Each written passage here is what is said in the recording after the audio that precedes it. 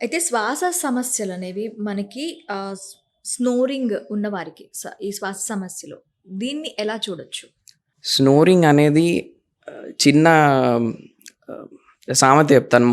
మంట లేకుండా పొగ రాదు. హ్మ్.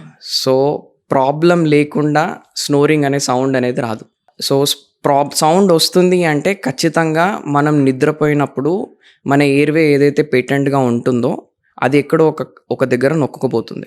So, okay. దానివల్లే ఆ నొక్కుకుపోయిన దగ్గర సౌండ్ అనేది బయటికి రావడం అనేది జరుగుతుంది. So, okay. స్నోరింగ్ ఉన్న ప్రతి వారికి ప్రాబ్లమ్ ఉన్నట్టే. ఓకే. కానీ మన దగ్గర అవేర్‌నెస్ తక్కువ కాబట్టి చాలామంది దాన్ని ఇగ్నోర్ చేస్తారు. చెప్పడం ఏంటంటే ఫెమిలియల్‌గా మాకు చాలా సంవత్సరాల నుండి ఉంది. చాలామందికి మా దాంట్లో ఉంది. అన్నీ ఎవరికీ ఏం కాలేదు. 60 ఇయర్స్ కంటే ఎక్కువ బతికారు. అది ఇది అని చాలామంది పేషెంట్స్ చెప్తూ ఉంటారు నాకు. కానీ సడన్ కార్డియాక్ డెత్స్ ఏవైతే మీరు నిద్రలోనే చనిపోయారు హ్మ్. అన్న మాటలు ఏవైతే వింటుంటారో even after the age of 60 sleep apnoea ఉన్న వాళ్ళు షార్ట్ డ్యూరేషనే బతుకుతారు.